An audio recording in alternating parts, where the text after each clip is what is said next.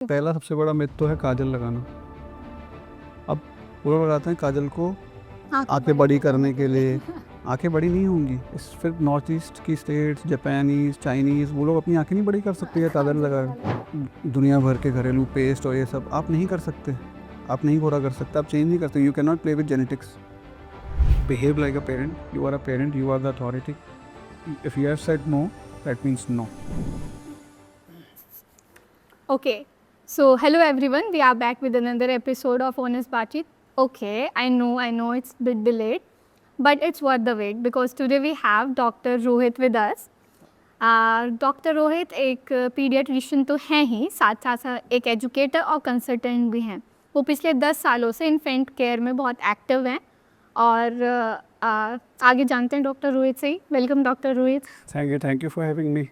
हाँ, ऐसे प्लेटफॉर्म्स से इन्फॉर्मेशन काफ़ी वाइड स्प्रेड हम पहुंचा सकते हैं। पेरेंट्स से मिलने का मौका मिलता है। बहुत सारे पेरेंट्स के पास पहुंचूंगा मैं इस पॉडकास्ट के थ्रू। ओके, सो इन्फेंट केयर और पेरेंटिंग के बारे में तो हम थ्रू आउट द पॉडकास्ट बात करने वाले हैं, पर सबसे पहले हम डॉक्टर रोहित आपकी पर्सनल जर्नी के बारे में थोड़ा जानना चाहेंगे। How Rohit became doctor Rohit and then नन्हे बच्चों को doctor and emerged as a very famous social influencer. Not that famous, but yeah, doing my job.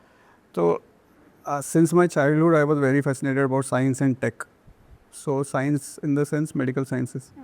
तो gradually MBBS में तो समझ नहीं आता कौन सा ब्रांच लेना है। कुछ पेरेंट्स और रिलेटिव्स सजेस्ट करते हैं, फ्रेंड्स एंड फैमिली, सीनियर सब सजेस्ट करते हैं कि आप ये ले लो, वो ले लो। Once I went into paediatrics, then I realise the real Joy.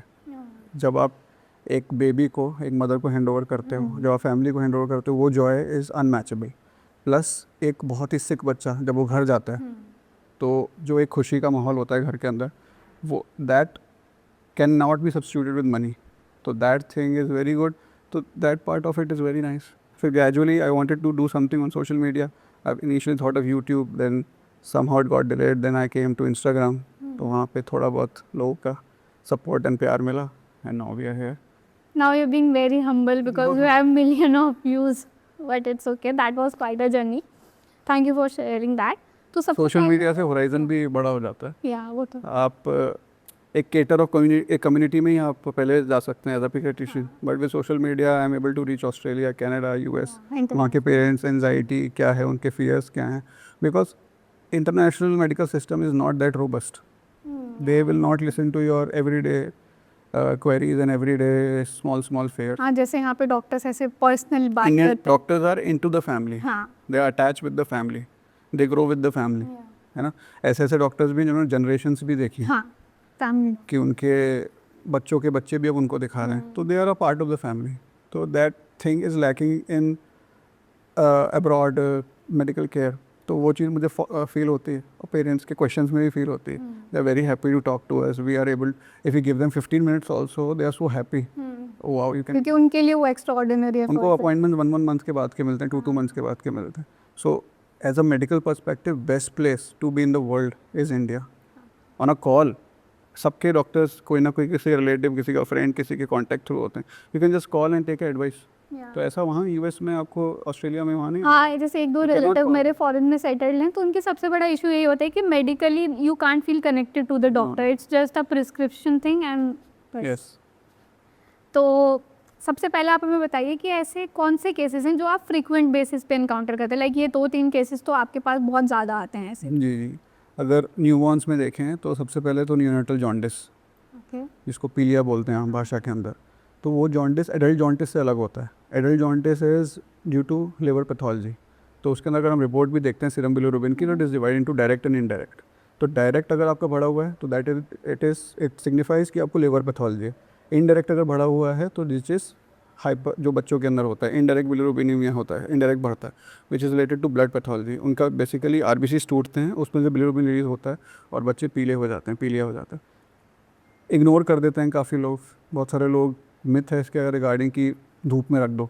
हाँ, मैंने बच्चे भी को। अपने घर पे बच्चों को देखा है। बट धूप ठीक नहीं कर सकती उसकी एक स्पेशल लाइट होती है, स्पेशल वेवलेंथ की लाइट होती है, जो कि पेनिट्रेट करती है स्किन को, बिलिरुबिन को तोड़ती है और फिर यूरिन और स्टूल के थ्रू वापस निकलता है बॉडी से बाहर। तो दैट इज़ द थिंग। तो उसको इग्नोर नहीं करना चाहिए, क्योंकि once it crosses certain level, then it crosses blood brain barrier and then it stains your brain. Okay. उसके बाद बच्चे को सीजर आना, लेथार्जी, इट कैन कॉम्प्लिकेट. तो इनिशियली बहुत ईजिली टैकल कर सकते हो आप इसको. सेकेंड चीज़ बहुत प्रॉब्लम आती है मदर्स को, मदर बेबी दोनों को, latching and positioning initially breast feeding initiate करने में. Okay. क्योंकि बहुत सारी मदर जल्दी गिव अप कर देती हैं. Within first 3-4-5 days give up करके फॉर्मूला फीड पे स्विच हो जाते हैं, which is not right.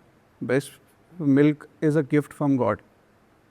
It is been given to mother. एक सुपर पावर है जो मदर को दी गई है, जो बच्चे को आप दे सकते हो. It has so many benefits. तो उसको आपको कैसे भी करके हमें ब्रेस्ट फीड को एस्टेब्लिश करना चाहिए. और इसके अंदर अब जैसे अवेयरनेस बढ़ती जा रही है, couple before planning a baby, during the journey when you meet gynecologist, also meet your pediatrician Okay. to know what are the things so that you will be well prepared. Otherwise you feel overwhelmed. सब कुछ आ गया एकदम से. अरे बच्चा तो छींक भी रहा है, इसने पॉटी भी नहीं करी, या एकदम वाइट पॉटी कर दी, या उल्टी भी कर दी, नाक भी ब्लॉक है, सर्दी भी हो गई, पीलिया भी हो गया, तो यू आर स्ट्रेस्ड. तो इससे बेटर है कि आप पहले से पीडियाट्रिशियन से काउंसल. ये काफी अच्छी एडवाइस है कि आप गायनेकोलॉजिस्ट के पास तो जाते हैं, but no one think of going to paediatrician abroad के अंदर ऐसा है कि यू मीट अ टीम. पूरी टीम होती है वहाँ पे विद न्यूट्रिशन वाले लोग भी होते हैं उसमें. गायनेकोलॉजिस्ट तो होते ही हैं, प्लस पीडियाट्रिशियंस भी होते हैं, न्यूनेटोलॉजिस्ट होते हैं. Neonatologist basically they look after the babies who are in the 1 month of age. Starting के 1 month न्यूनेट्स बोलते हैं 28 डेज़ के बच्चे को. 28 डेज़ के बाद इन्फेंट बोलते हैं. 1 year. So you are also on your. Yeah, I have done fellowship in neonatology, so I look after NIC also. Okay. And the third one is? We have this. Third one can be your colic. Okay, guess. Gas बोलते हैं. बच्चे को gas बन गई है, रोए जा रहा है, तो इससे बहुत परेशान होते हैं. अब इसके बारे में भी लोगों को पता नहीं. लोग सोचते हैं कि आपका ये बर्थ से स्टार्ट हो जाता है, जब which is not true. Birth से स्टार्ट नहीं होता. It sets in around 3 weeks of life and then it goes up to 3 months. Okay, 3 तो weeks to 3 weeks तक बच्चे को गैस्ट्रिक इशू नहीं गैस्ट्रिक हो इश्यूज सकता. नहीं होते. बिकॉज इनिशियली कोई भी बेबी को आप ऑब्जर्व करें अगर अपनी फैमिली में भी, तो बच्चे थोड़े से सुस्त होते हैं. सुस्त मतलब सोते हैं वो फर्स्ट 1-2 weeks, है ना. आराम से अपना फीड ले लिया, आराम से सो गए, फीड ले लिया, सो गए. आफ्टर 2 weeks वो आपको सोने नहीं देते. पहले बहुत अच्छे से सोते हैं, फिर आपको वो सोने नहीं देते. तो यही सारे इश्यूज स्टार्ट होते हैं. Colic is one of the first issues which start in 2nd और 3rd week ऑफ लाइफ. तो उसके अंदर यही है कि दिस इज़ नेचुरल, कोलिक होना ही होना है. अब उसका भी एक कॉन्सेप्ट है. अब हम भी मैं अगर खा के पूरे दिन लेटा रहूँ तो मुझे गैस तो बनेगी. So you need to move the baby. तो साइकिलिंग मूवमेंट्स कर सकते हो आप, कुछ मसाजेस कर सकते हो, बच्चे को फ्रेश एयर में लेके जा सकते हो आप. कोलिक के ड्रॉप्स आते हैं which should be your last resort. Medication should be your last resort every time. पहले आप नेचुरल थिंग्स, चीज़ों से आप ठीक करो, और ग्रेजुअली जैसे बच्चा रोलिंग ओवर शुरू कर देता है अराउंड 3-4 months, बैठना शुरू करता है, तो चीज़ें कम हो जाती हैं. उल्टी बहुत ज़्यादा करते हैं बच्चे, फीड पिया उल्टी कर दी, नाक से भी उल्टी कर दी, तो ये भी इश्यूज़ होते हैं. मैं वही बोल रहा हूँ, अगर आप पहले से ही इन सब चीज़ों के बारे में काउंसल्ड हैं, you will not become overwhelmed. एकदम से क्या पहाड़ गिर गया मेरे ऊपर, बच्चा रोए जा रहा है, चुप ही नहीं हो रहा है, डायपर बदल दिया, फीड करा दिया, बच्चे के कपड़े भी चेंज कर दिए, एसी भी चला रखा है हमने, हुआ क्या है बच्चे को समझ नहीं आ रहा. बच्चा ऐसे एकदम मुंह ऐसे करके, पूरा लाल करके, आँख हाथ ऐसे पकड़ के, ये कोलिक. और एक और चीज़ हो सकती है वायरल इन्फेक्शंस, सर्दी खांसी, ये भी काफ़ी होते हैं. तो उसके बारे में भी you instead of self-medicating, instead of taking lightly, go to a pediatrician, get the chest auscultated. chest के अंदर कोई साउंड नहीं आ रही है, इसका मतलब अपर रेस्पिरेटरी इन्फेक्शन है, तो वो that can be tackled easily. Alert ये हो जाता है, then you have to nebulize and do other things, bronchiolitis बोलते हैं. Okay.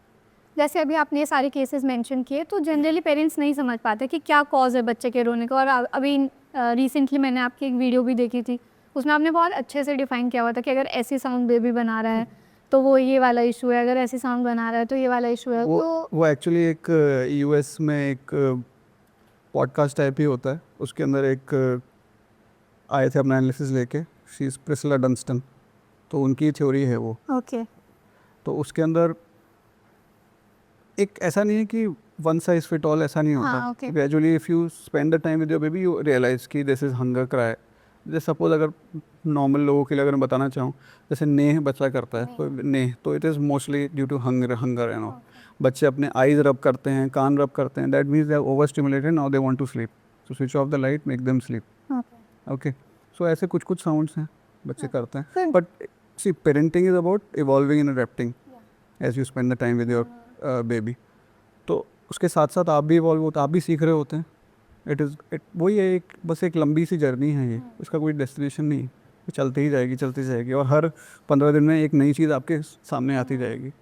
बहुत अच्छी चीज़ें भी आएंगी, बच्चा जब पहली बार बोलेगा, आपका माँ बोलेगा, that is a good thing also. और कुछ ख़राब चीज़ें भी होंगी, जैसे कि बच्चा बहुत रो रहा है, परेशान हो गया है, फीवर आ गया है, तो पार्ट एंड पार्सल. हाँ, जैसे आपने प्रॉब्लम की बात की, तो इनिशियली यंग पेरेंट्स बहुत ये फेस करते हैं कि वो शुरू में लाइक मदर की स्लीप पूरी नहीं हो पाती है, क्योंकि वो ये समझ ही नहीं पाता है कि बच्चे की स्लीप साइकिल को कैसे टैकल करना. बच्चा दिन में बहुत ज़्यादा सो गया, रात में रो रहा है, सोने नहीं दे रहा है, तो क्या उसके लिए कोई पैटर्न है कि हम फॉलो कर सकते हैं डे में, ताकि रात थोड़ी सी आसान हो? जी, तो इसके अंदर क्या है कि सबसे पहले तो स्लीप के बारे में आपको समझना है. Sleep is very very important, क्योंकि बच्चे के जितने भी सिनेप्टिक कनेक्शंस हैं, लेफ़्ट राइट कोऑर्डिनेशंस हैं, जितने भी बच्चे का न्यूरल डेवलपमेंट है, it happens during sleep only. And अगर बुकिश लैंग्वेज में जाएँ तो बोलते हैं 16 to 18 आवर्स भी बच्चे को सोना चाहिए. जो न्यूनेट्स होते हैं, they should sleep 16 to 18 hours. After that they should sleep for 14 to 16 hour, और 1 साल के बाद at least 12 hours they should sleep, because sleep is very important. All the brain growth, neural network, pathways, जो भी synaptic connections हैं, वो सब sleep में ही बनते हैं. तो हाउ कैन यू फैसिलिटेट? अब यही हमारी सोसाइटी के अंदर मिथ्स बहुत ज़्यादा हैं. क्या करते हैं, लाइट जला के सुलाते हैं मदर को, और मदर को भी एंजाइटी होती है, because once you are in that phase ना, आपको लगता है कहीं मैं करवट ले लूँ, बच्चे के ऊपर ही ना सो जाऊँ. मदर्स ना, बहुत सारी मदर्स होती हैं जो उठ के देखती हैं बच्चा ब्रीथ तो कर रहा है रात में, दे आर एंशियस. तो वो चीज़ें पहले से आपको अगर पता होंगी, लाइट वगैरह आप बंद करो, बच्चे एक स्लीप जो एक स्लीप पैटर्न फॉलो करिए, आप स्लीप का रूटीन फॉलो करिए. स्लीप रूटीन के अंदर आप लाइट्स ऑफ करिए सबसे पहले, तो बिल्कुल लाइट्स नहीं होनी चाहिए, साउंड नहीं होना चाहिए, ठीक है. तीसरी चीज़, आप बच्चे के क्लोथ्स चेंज करिए, and do it every day same time, ताकि बच्चे के दिमाग को पता चले कि ये एक साइकिल है. देखो, बच्चे की जो ब्रेन है ना, वो ऐसे ऐसे ऐसे ऐसे सिग्नल्स फेंकते रहते हैं. You have to channelise them. एक routine follow, once they know this is my routine, then they will start following. And this applies to older children also. बच्चों को आप यू मेक दम कि अभी 2 बजे है, आप स्कूल से आए हो, ये आपका लंच का टाइम है, फिर आपको रेस्ट करना है, now is your play time, now is your music time, ये टाइम. तो फालतू चीज़ों में नहीं लगेंगे, प्लस उनका रूटीन सेटअप फॉलो रहेगा. But it really takes a lot, because आप बोल ही रहे हो तो मुझे ऐसा लग रहा है कि बच्चों को इतना रूटीनाइज करना कि अब तुम इसी टाइम यही करोगे. अभी तक अपनी लाइफ टैकल कर ली ना, हाँ. आगे भी कर लो. सब हो जाता है, only we make it big. जब हम 10th में होते हैं तो 12th पास कैसे होंगे? अरे यार, 12th तो बहुत बड़ी चीज़ है. 12th में होते हैं तो पीछे यूजी में कैसे जाएंगे, अंडर ग्रेजुएट में कैसे जाएंगे, अंडर ग्रेजुएट होने के बाद पोस्ट ग्रेजुएशन के पीएचडी के बाद फेलोशिप के बाद सुपर स्पेशलिटी, तो सब हो जाता है. नहीं, जैसे जनरली अगर मैं अपनी फैमिली में भी देखती हूँ, कोई छोटा बच्चा होता है तो जनरली ग्रैंड पेरेंट्स और फैमिली मेम्बर्स ऐसे कहते हैं, अरे अभी तो जी लेने दो, मतलब अभी तो बचपन है, अभी से ही किस टाइम ये करेगा, फिर उस टाइम वो करेगा. और मुझे खुद भी देख के उन पेरेंट्स के ऊपर थोड़ा गुस्सा आता है जो बहुत ज़्यादा ऐसे रूटीनाइज और कंट्रोल करते हैं. तो इज़ इट नेसेसरी, या फिर उसको फ्लेक्सिबल कैसे? You have to do what is good for you and for your baby. सुनो सबकी, करो अपने मन की, दैट शुड बी फॉलोड.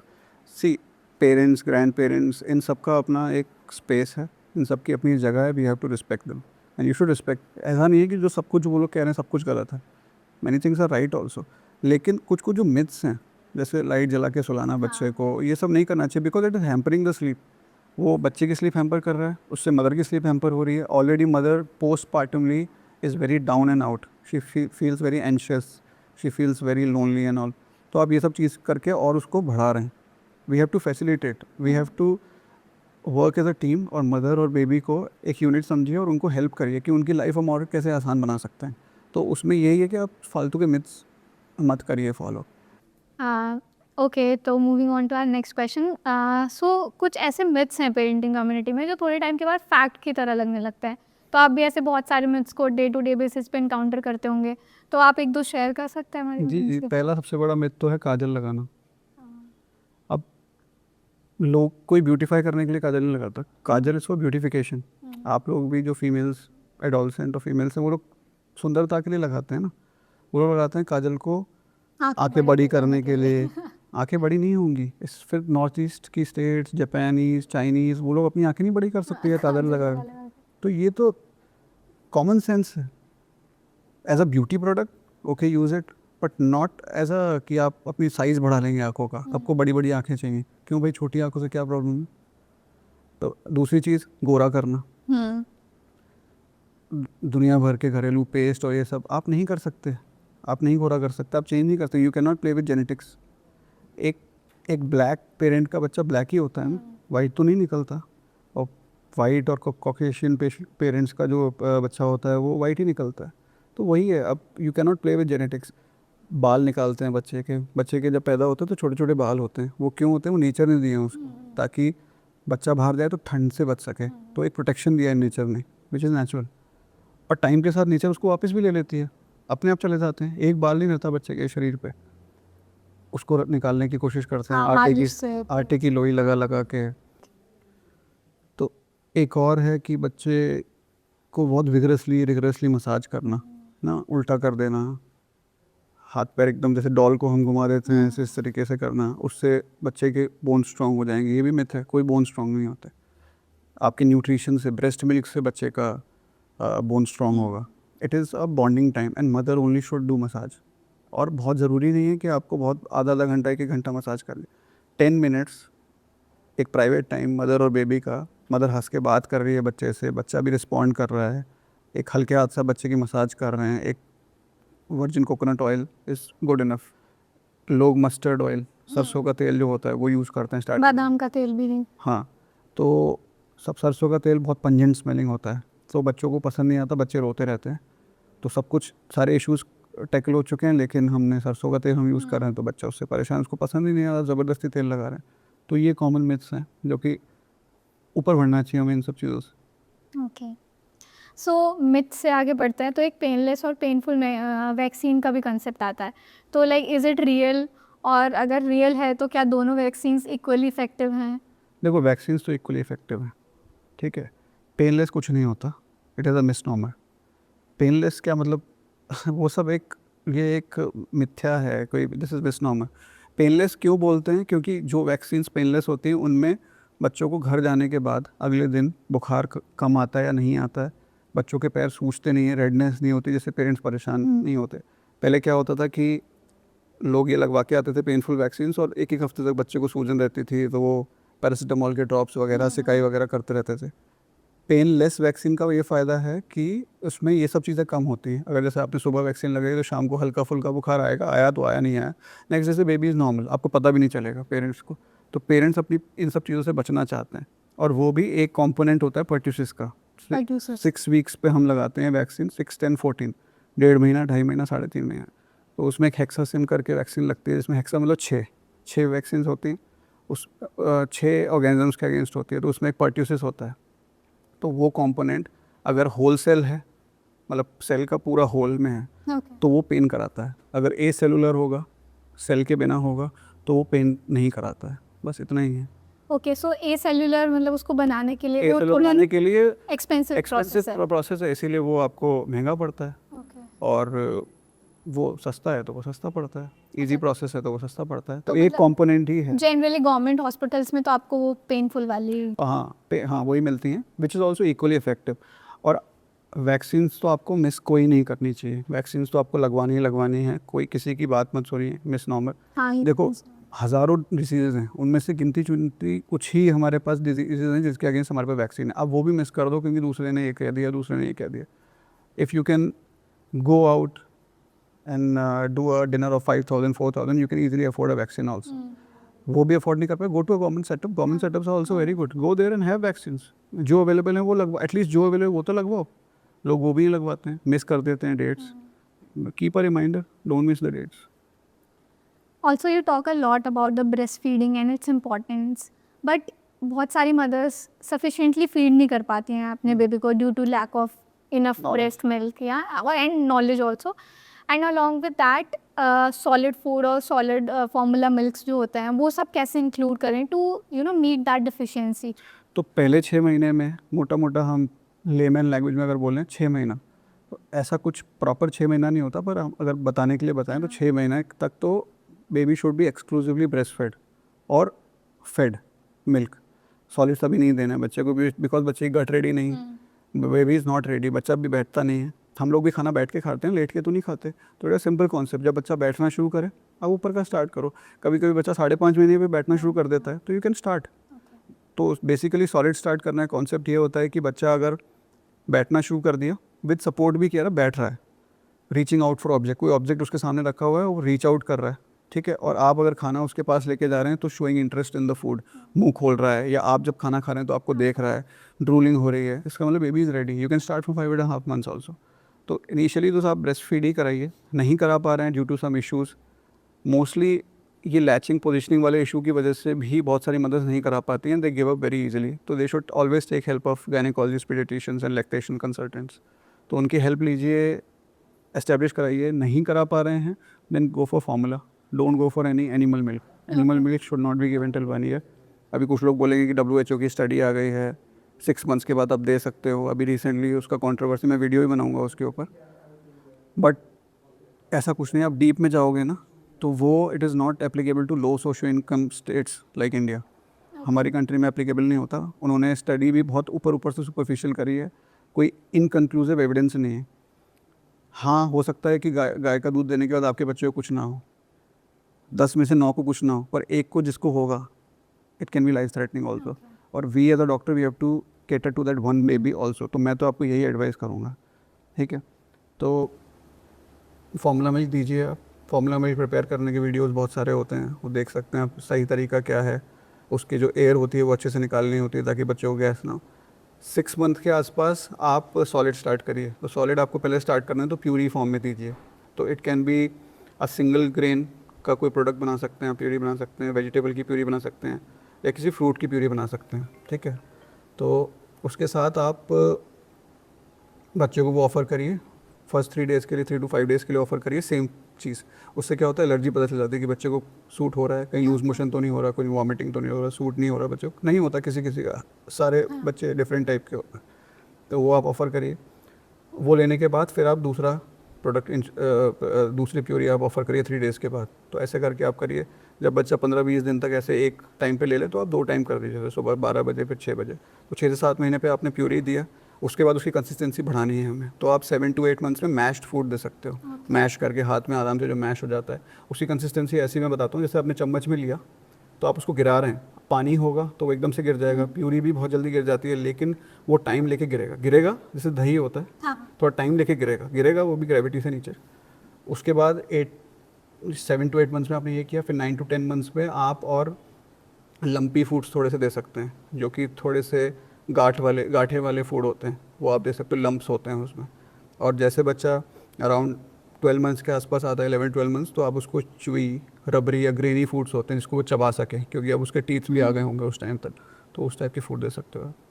जैसे हमारे यहाँ पे एक काइंड ऑफ स्टेपल डाइट है फॉर किड्स कि वो खाना शुरू करता है तो मिल्क में ऐसे पार्ले जी को डिप करके, और वो वाला फूड बहुत चलता है। तो अगर सॉलिड इंक्लूड करना चाहते हैं तो वो इनिशियली सही रहता है देना कि worst food, okay, worst combination. Nothing against Parle G, nothing against any brand, very good brand, मैंने भी खाया है, सबने खाया। बट दूध एंड बिस्किट, दूध रोटी, बहुत सारी चीज़ें मिला देते हैं, दूध टोस्ट, दूध ब्रेड, इजी टू प्रिपेयर, कुछ नहीं करना है, उसमें डिप कर दो, 5 मिनट छोड़ दो गर्म दूध में तो वो पूरा घुल जाएगा, वो खिला दो। वर्स्ट कॉम्बिनेशन, वो नहीं देना चाहिए। Take an effort, prepare a puree, बहुत ज़्यादा एफर्ट नहीं लगता, एप्पल प्यूरी बहुत आराम से बन जाती है, पपाया प्यूरी बन जाती है, इसमें मैंने वीडियो भी बनाया है। तो ये सब नहीं देना है आपको, बिल्कुल भी नहीं देना है। प्लस शुगरी आइटम तो अवॉइड ही करना है। Ideally they should be avoid for first 1000 days, मतलब 3 साल तक आपको शुगर्स अवॉइड करने चाहिए। बट चलो 2 साल तक तो करो आप अवॉइड, 1 साल तक सॉल्ट अवॉइड करो, 2 साल तक शुगर अवॉइड करो मोटा मोटा, 3 साल तक कर सकते हो, वेरी गुड, ठीक है। शुगर तो सबके लिए, आप हमारे लिए भी इतना अच्छा नहीं है, should be taken in moderation, but बच्चों के लिए तो इट्स बिग नो। और मार्केट में एक और फूड आता है सेरेलिक करके, तो उसमें तो शुगर होती है मतलब, but all mothers prefer that, और उसकी ऐसे मार्केटिंग में तो बहुत ज़्यादा न्यूट्रिशनल वैल्यू शो भी की जाती है। हाँ, तो एक ब्रांड के बारे में तो मैं ऐसे बात नहीं करूँगा, लेकिन it's better to prepare things at home. Easily आप प्रिपेयर कर सकते हो। होममेड सेरेलैक की भी काफ़ी रेसिपीज़ हैं, मेरे पेज पे मिल जाएंगी, काफ़ी पेजेस पे हैं, यूट्यूब पे भी आपको मिल जाएगा, तो वो बनाइए। बस ये थोड़ा सा एफर्ट आपको डालना पड़ेगा। आप एफर्ट डालोगे, बच्चे को अगर हम सामने देंगे ये चीज़, उसको पता चलेगा ही नहीं। हाँ, जैसे कि हमने शुगर और सॉल्ट इंटेक की बात की, तो एक ओबेसिटी एक बहुत ही कॉमन इशू थ्रेटन कर रहा है जो इंडिया को, और जनरली ये किड्स में बहुत ज़्यादा अभी ग्रोथ पे है, बहुत ज़्यादा पाया जा रहा है। तो और ये फास्ट फूड और जो भी जंक फूड है वो अर्ली इंट्रोडक्शन जो हम किड्स की लाइफ में कर देते हैं उसकी वजह से ज़्यादा होता है। तो कैसे पेरेंट्स इसको अवॉइड कर सकते हैं? लाइक अगर बच्चे स्कूल जा रहे हैं तो दे कांट कीप ट्रैक ना कि वो बाहर क्या खा रहे हैं क्या नहीं खा रहे हैं, और फिर घर पे भी अगर उन्होंने एक बार बाहर खा लिया तो घर पे भी जिद करना, फिर उसको कैसे परमिट करें, कैसे रेगुलेट करें कि वो न्यूट्रिशनल डेफिसिट ना हो। सिंपल है, don't offer and behave like a parent, you are not a friend. ठीक है, फ्रेंड का एक टाइम होता है, 5 साल तक आप अच्छे दोस्त बन के रहो बच्चे के, बट उसके बाद आप you have to be strict. No means no, because you are doing for the greater good. ठीक है, कन्वीनियंट होता है, ईजी होता है, आपको घर पे मेहनत नहीं करनी पड़ती, इसलिए लोग ऑफर कर देते हैं। Once in a while it is okay. आप बच्चे को किसी चीज़ के लिए रिवॉर्ड कर दो, या दिन हफ्ते का एक दिन रखिए बड़े बच्चे के लिए कि फ्राइडे या सैटरडे संडे आप रख लीजिए एक दिन कि इस दिन we can have sweet also, we can have junk food also, ताकि उसकी भी सैटिस्फैक्टी केटर हो जाए। बट लॉन्ग टर्म में इन सब चीज़ों को देना, देखो हर चीज़ में विजन हमारा लॉन्ग टर्म ही होना चाहिए। जब भी हमारा शॉर्ट टर्म विजन होगा, 1-2 दिन आपको फ़ायदा कर देगा, लॉन्ग टर्म में नुकसान ही करेगा। ठीक है, लाइफ में हर चीज़ वैसे ही चलती है, चाहे आपके फाइनेंसेस हों, चाहे पेरेंटिंग हो, चाहे कुछ भी हो। आप दूध बिस्किट बच्चे को ऑफर आज तो कर दोगे, लेकिन आगे चल के जब बच्चा बड़ा होगा, when they will deal with obesity, hypertension, diabetes, mellitus, तब चक्कर लगाते रहोगे आप हॉस्पिटल के। तो आपको लॉन्ग टर्म देखना है। ठीक है, आज don't take things which are convenient and easy for you. तो ये चीज़ एज अ पेरेंट आपको मना तो करना पड़ेगा, इसमें कोई स्पेशल एडवाइस तो देने की है नहीं, आपको ही नो करना पड़ेगा। और बहुत एक अच्छी चीज़ मैंने कहीं सुनी थी कि बच्चे पेरेंट्स को सुधारने के लिए पैदा होते हैं, पेरेंट्स सुधर जाते हैं। हमारी सारी habits, late night parties, late night movies सब ख़त्म हो जाती हैं। आप बाहर का खाना आपका कम हो जाता है, वेरी इजी, स्विगी जोमेटो से आपने ऑर्डर किया और आ गया, आपने खा लिया। बच्चा आपके साथ है तो आप सब देखोगे कि बच्चा भी देखेगा तो ये खाएगा, तो आप वो सब चीज़ें अवॉइड करते हो। तो you have to set an example. आप देखो, बच्चे मंकीज़ की तरह होते हैं, दे सी दे लर्न। ठीक है, वो आपको देखेंगे, you are going to gym, you are doing exercise, you are eating healthy, घर का खाना खाते हैं। आपके जितने मील्स हैं, जैसे हफ्ते के 21 मील्स होते हैं, 3 मील लेते हैं, ब्रेकफास्ट लंच डिनर, तो हफ्ते के 21 मील्स में से आप 19-20 मील्स आप घर पे कर रहे हो, घर का खाना खा रहे हो। तो they will also think, they will also, because ये सब चीज़ें इंग्रेन हो जाती हैं, सारी हेल्थी हैबिट्स, सारी जो उसका सीड है वो बचपन में ही लग जाता है। तो you have to set an example. जैसे कुछ पेरेंट्स फ़ोन के साथ भी ऐसे करते हैं कि खुद they are on phone but बच्चों को बोल रहे कि फ़ोन मत चला। ऐसे बुक्स के लिए भी खुद दैट का is not gonna work, that is not gonna work. First you change yourself, then you expect your child to change. आपको अपना स्क्रीन टाइम, आप काम करिए, बच्चा जब नहीं है तब करिए। बच्चे को जल्दी सुला दीजिए, उसके बाद आप, बहुत सारे पेरेंट्स 7 बजे बच्चों को सुला देते हैं ताकि वो सुबह 6 बजे उठ सकें स्कूल के लिए, then they work after that. तो ये सेम कॉन्सेप्ट ही है। फूड टेबल के ऊपर फ़ोन, यहाँ पे रील चल रही है, खाना चल रहा है, बच्चा वहाँ बैठा है, तो वो देख रहे हैं, this is the norm, this is the normal, कि उसके साथ ये होना चाहिए। फिर आगे चल के क्या होता है कि मदर्स को कंटेंट दिखाना पड़ता है, तभी वो खाना खाता है। वो खोया होता है और मदर उसके मुंह में डाल रही होती है, वो कोई काम नहीं आने वाला, वो न्यूट्रिशन काम ही नहीं आएगा। हमारी एंशंट वेदास वगैरह में भी है ना कि हमें जब भी खाना खाना है तो पहले तो उसको एज अ ग्रेटिट्यूड देखना है कि वी आर वेरी ग्रेटफुल कि हमें ये खाना मिल रहा है, फिर उसको थैंक यू भी बोलते हैं। ठीक है, कि हमें ये मिल रहा है, फिर वो जाता है तो उसका बहुत ज़्यादा अच्छा असर होता है। ऐसा नहीं है कि ड्रास्टिक असर हो जाएगा, लेकिन 2-5% positivity begets positivity, negativity begets negativity, तो वही है। ऑल्सो बहुत सारे यंगस्टर्स में, जैसे मैं अपनी एज के भी जो मेरे फ्रेंड्स हैं, फेलो कलीग्स हैं, उनका देखती हूँ कि B12 और विटामिन डी की डेफिशिएंसी बहुत ज़्यादा है। तो ऐसा हम चाइल्डहुड में क्या न्यूट्रिशनल वैल्यू ऐसे क्या ऐड कर सकते हैं कि यंगस्टर्स को ये फेस ना करना पड़े, ऐसा कुछ? देखो, जो बेसिकली ज़्यादा वेजिटेरियन होते हैं, स्ट्रिक्ट वेजिटेरियन, उसमें विटामिन B12 की डेफिशिएंसी मिलती है। ओके, जो वेजिटेरियंस होते हैं, क्योंकि B12 की कोई हमारे पास प्रोडक्ट है नहीं वेजिटेरियंस के लिए ज़्यादा कुछ, तो they should take supplements. If you are not eating non veg, if you are not eating egg और chicken, then you should take supplements. Vitamin D के लिए ऐसा है कि you can always take the route of sun, कि बाहर सन में जाओ, वहाँ से विटामिन डी नहीं कर सकते हो तो आप बीच बीच में सप्लीमेंट्स ले सकते हैं विटामिन डी के। तो बहुत सारे यंगस्टर्स को आजकल पेन रहता है पैरों में, हाथ में, सर में, इवन हेडेक भी, तो it can be due to vitamin D deficiency. बचपन में ये है कि 1 ईयर तक आप बच्चे को विटामिन डी के ड्रॉप्स दीजिए, और कोई सप्लीमेंट नहीं देना, बस एक 6 मंथ्स पे आप आयरन के ड्रॉप्स ऐड कर सकते हैं। वो हमारे इंडियन गवर्नमेंट के प्रोग्राम में भी है। तो आप 6 मंथ्स पे आयरन के ड्रॉप्स ऐड कर दीजिए और 1 ईयर तक आप विटामिन डी के ड्रॉप्स बच्चे को चलने दीजिए। उसके बाद supplement vitamin D through diet, जैसे बहुत सारी चीज़ें होती हैं, दही होता है, ऐसे बहुत सारी चीज़ें होती हैं, even dry fruits are there, और ड्राई फ्रूट्स आप बच्चे को दे सकते हैं, तो लाइक दैट। सो B12 का जैसे आपने मेंशन किया, तो सप्लीमेंट्स के अलावा वेजिटेरियन में ऐसा कोई सोर्स नहीं है? कोई खास सोर्स नहीं है ऐसे। ग्रीन लीफी वेजिटेबल्स भी कुछ कुछ में होता है, पर ऐसे बहुत ज़्यादा ऐसे अच्छे सोर्स नहीं है। तो आगे चल के आपके हमारी दादी नानी को जो एकदम स्ट्रिक्ट वेजिटेरियंस थी, उनके अंदर हाथ पैर कांपना, हाँ, वो तो बहुत common है। हाथ पैर कांप, झंझनाहट कि मेरे को ऐसा लग रहा है चींटियाँ चल रही हाँ, हैं, हाँ, हाँ, that is vitamin B12 deficiency. Okay. That is vitamin B12, बहुत कॉमन है हमारे इंडियन सोसाइटीज़ में। पहले मोस्टली 99%, 95% लोग वेजिटेरियन थे, अब तो काफ़ी लोग नॉन वेज हो चुके हैं, तो उनको काफ़ी प्रॉब्लम ये सब चीज़ें होती हैं। बिकॉज विटामिन B12 क्या करता है, वो आपकी जो नर्व की जो लाइनिंग होती है उसको हेल्प करता है बनने में। Okay. तो वो सारी शीत चली जाती है अगर विटामिन B12 नहीं है, तो direct nerve is in contact, तो वो उससे झंझनाहट, सेंसेशंस और ये सब चीज़ें आने। जैसे आपने मेंशन किया कि विटामिन डी की ड्रॉप्स हम बच्चे को दे सकते हैं अप टू 1 ईयर, ऐसे B12 का कोई सोर्स नहीं है जो हम बचपन में दे सकते हैं? अच्छा, ओके, वो through out the life develop होता है। हाँ, थ्रू दैट। ओके। ऑल्सो बहुत सारे पेरेंट्स को नहीं पता होता है कि जैसे 3 मंथ्स में उनके बच्चे का हाइट वेट क्या होना चाहिए, 6 मंथ्स में क्या, तो वो दूसरे बच्चों से कंपेयर करते हैं जो थोड़ा हेल्दी होते हैं, जो थोड़ा जल्दी चलने लगते हैं, कि ये तो इतनी एज में इसका तो ये हो गया था। और जनरली पेरेंट्स अपने आपस में सेम बच्चों को भी कंपेयर करते हैं कि बड़ा बेटा तो 12 महीने में चलना शुरू हो गया था, ये 13 महीने का हो गया, नहीं चलता है। तो उसके लिए ऐसा क्या ब्रॉड फ्रेमवर्क हम सेट कर सकते हैं कंपेयर करने के लिए? फनी एडवाइस है मेरे पास कि मॉमी ग्रुप से बाहर आ जाओ, आज ही उससे एग्जिट ले लो। मम्मी ग्रुप्स जो होते हैं, कंपैरिजन कि उस ग्रुप के ऊपर एक डाल रही है मदर की, अरे देखो देखो 7 महीने में बच्चे ने खड़ा हो गया, 12 महीने में भाग रहा है।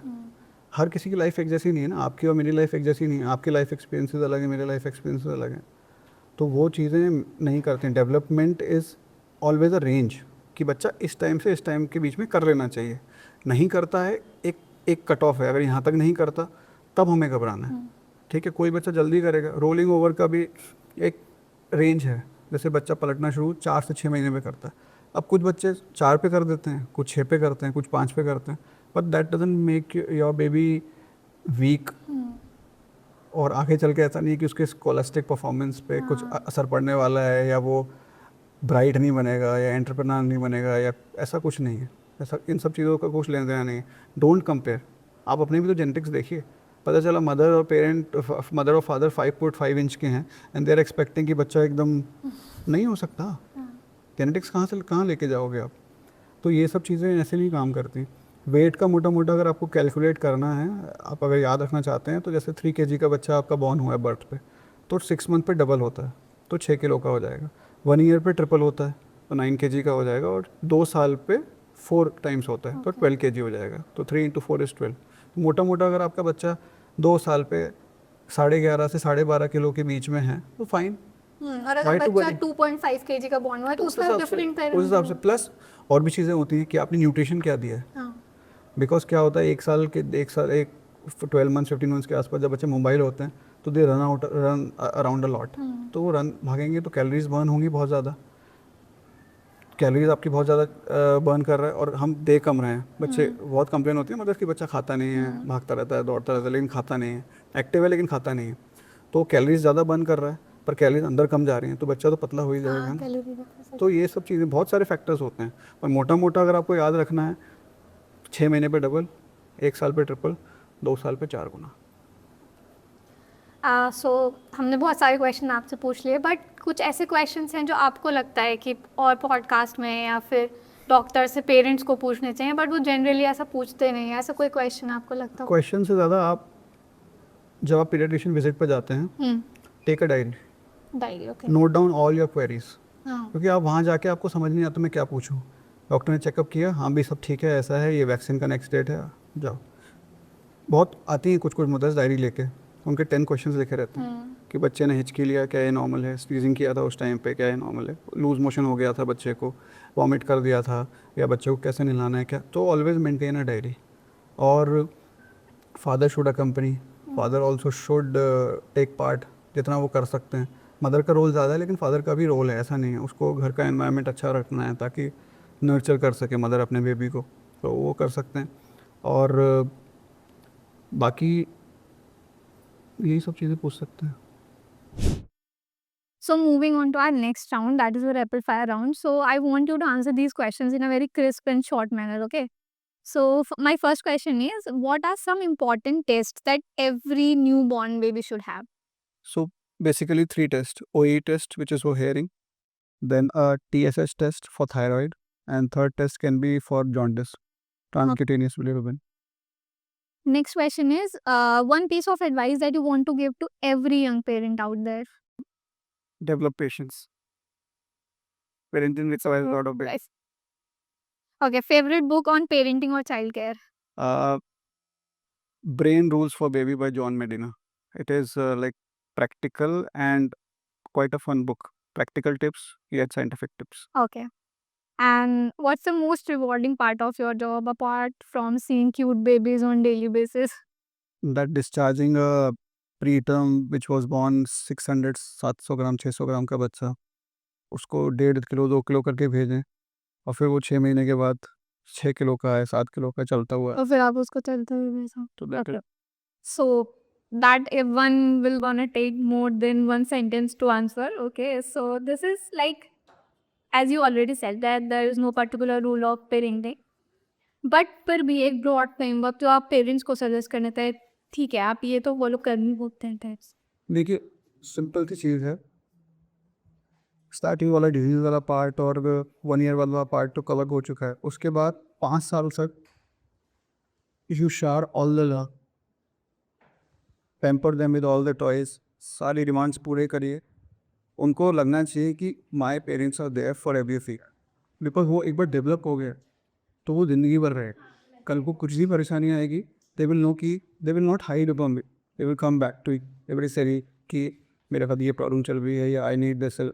हमारी जनरेशन की ऐसी चीज़ भी नेवर यूज्ड टू टेल. कुछ भी हो रहा है अभी भी नहीं, अभी सारी बातें तो नहीं बताते 80% बातें नहीं बताते हैं. अपने अभी झेलना है, कुछ प्रॉब्लम भी चल रही है तो अंदर ही अंदर अपने आप का. तो this should be change, because पहले पेरेंट्स बच्चों के साथ टाइम स्पेंड नहीं करते थे कि मदर अपने काम में लगी हुई है, फादर अपने काम में लगा हुआ है, बच्चा दादी के पास है, नानी के पास है, ऐसे. तो 5 साल तक shower them with all the love. 5 to 8, be strict, be damn strict, behave like a parent. You are a parent, you are the authority. If you have said no, that means no. If you have given permission, then only they should come to you and ask permission. It should only be like मैं वहाँ जा रही हूँ, मैं जा रहा. They should come to you, behave like a authoritative parent. जैसे शुरू के 5 मंथ में हमने जो रिलेशनशिप बिल्ड कर दी है, ये फाउंडेशन हाउ वाइप योरसेल्फ, वो एक फाउंडेशन हो गई. अगर आप अथॉरिटेटिव भी हैं तो भी वो समझे नहीं. Someday. And behave like a parent, not like a friend in those 5 to 15 years. And after 15 years, behave like a friend. क्योंकि उस टाइम को उनकी वो समझ भी होगी, 16-17 साल की हो जाएगी, वो समझ भी होगी. Behave like a friend, go out on vacations together. पहले भी वेकेशंस आप ले सकते हो, बट बहुत सारी चीज़ें होती हैं एज अ फ्रेंड जो डिस्कस करते हैं. It can be your relationship life, it can be related to finances, it can be related to your what's going on in the your profession. You can guide them, they can take your advice like that. So 0 to 5, pamper them. 5 to 50s, be strict like your maths teacher जैसे हमारे और science teacher. and 15 के आप depend गया. और एक और चीज़ है, this is not related to this at all. बच्चा आज पैदा हो रहा है, स्टार्ट है SIP और योर चाइल्ड. जितना छोटा भी अमाउंट आप कर सकते हो, जितनी आपकी कैपेसिटी है, उस हिसाब से आप स्टार्ट करिए. And let it go for 18 to 25 years, because आगे चल के एजुकेशन कॉस्ट, हेल्थ कॉस्ट और बाकी के जितने भी कॉस्ट हैं वो सब भरने ही वाले. हेल्थ कॉस्ट हमारा normal equation is 7%. Health cost is increasing at 14%, 15%. We don't realize it. Suddenly you will realize आपके 10 ईयर्स कितना महंगा हो. बच्चों को आज तो सारे बच्चों को अब्रॉड जाना है पढ़ने के लिए, तो 18 साल 25 साल तक जब आप वो एक SIP करेंगे तो इट विल नॉट, एक तो आपके पास एक पर्पस होगा कि ये पर्पस उनके लिए, और आपके ऊपर बर्डन नहीं पड़े, बिकॉज उस समय आपकी इतनी कैपेसिटी नहीं होगी कि आप नया स्टार्ट करें, अपनी सैलरी बढ़ा सकें, because you will be at your retirement age. तो ये एक पेरेंट्स मिस कर देते हैं, मिस हो भी गई है तो आज से स्टार्ट करें and let it compound for 50 weeks. तो वो एक पर्पस मिलेगा जो बच्चे को हेल्प करेगा। They want to start up, they want to study, they want to marry, they want to do anything with that. That's a very wholesome advice. Thank you so much for that. And also, thank you so much for coming to our small podcast. It really means a lot. Thank you. Today it is small, tomorrow it will be someday.